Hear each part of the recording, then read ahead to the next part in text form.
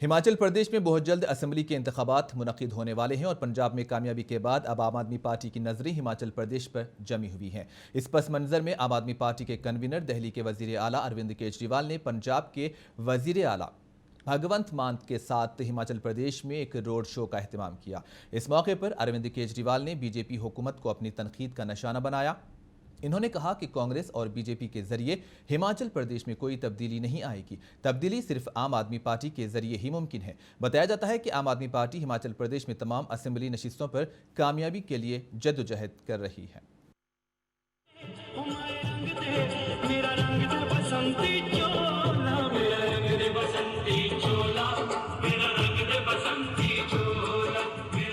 दिल्ली के लोकप्रिय मुख्यमंत्री अरविंद केजरीवाल और पंजाब के हरमन प्यारे मुख्यमंत्री।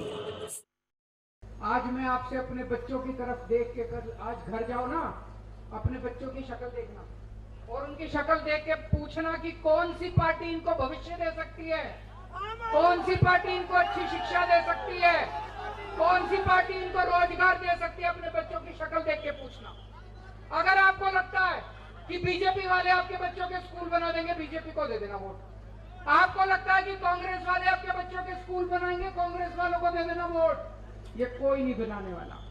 आपने बीजेपी वालों को भी परख लिया, कांग्रेस वालों को भी परख लिया, एक मौका हमें भी दे दो।